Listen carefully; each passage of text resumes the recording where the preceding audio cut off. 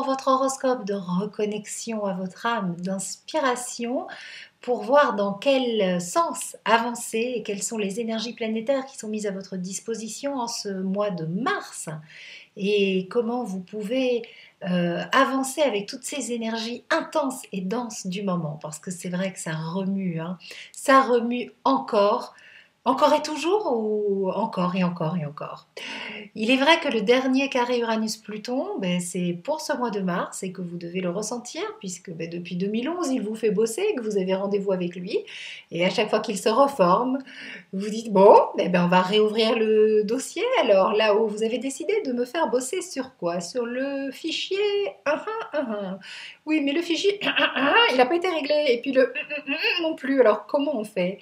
Eh bien, on comprend, on accepte que tout ce qui est ramené à la mémoire, tout ce qui est revisité avec le carré Uranus-Pluton, c'est pour mieux libérer l'espace, l'espace vital, l'espace intérieur, l'espace émotionnel de tout ce qui l'archive comme mémoire traumatique et qui n'ont plus lieu d'exister.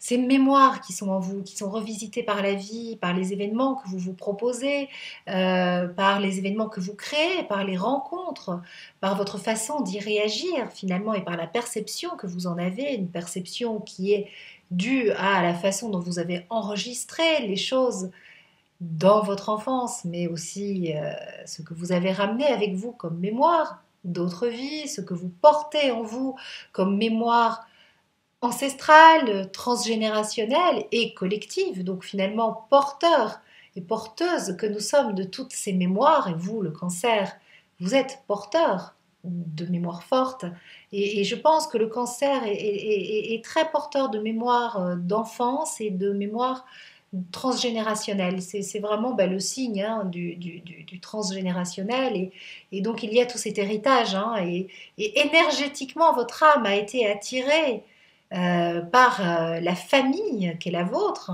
pour travailler ce qu'elle avait encore à apprendre, et c'est une énergie très forte qui vous a attiré vers cette lignée ancestrale-là, porteuse de ça pour votre évolution, hein, puisque notre famille, notre berceau, nos parents sont à nos corps défendants de grands alliés d'évolution, puisqu'on les a choisis, l'énergie que nous sommes les a choisis.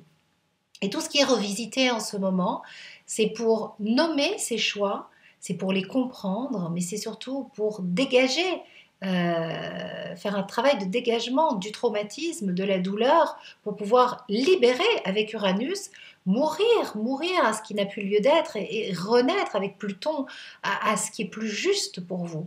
Donc, un nouveau rendez-vous avec vous-même, avec votre passé, avec vos mémoires actives, vives, qui conditionnent beaucoup vos comportements, et vous revisitez encore. Et il faut refermer le dossier, le réactualiser, le nommer autrement.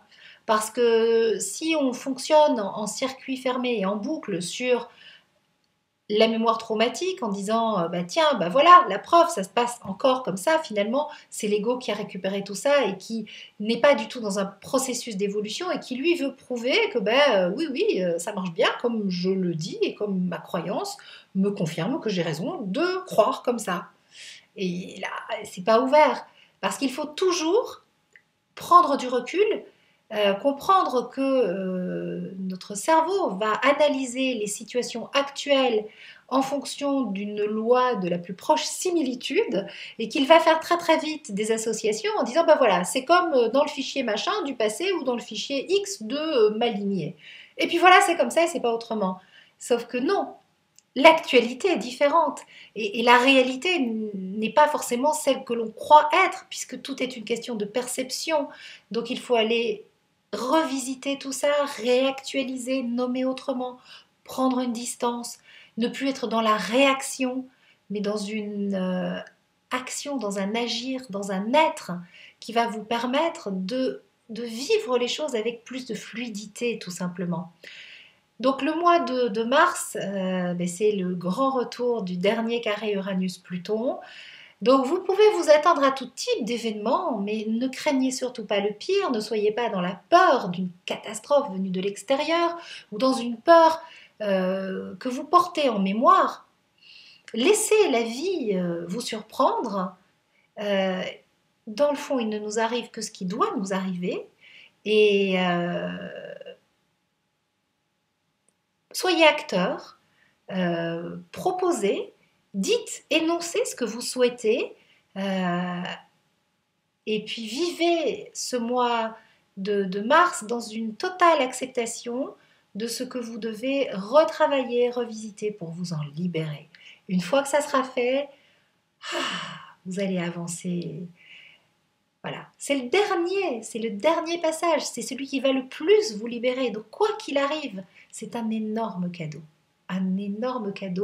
même si ça va à l'encontre de la volonté de votre ego, ça va dans le sens de celle de votre cœur. Ça, vous pouvez en être certain.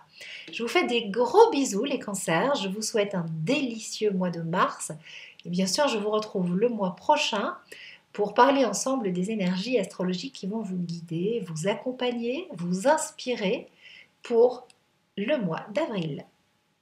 Ciao, à bientôt.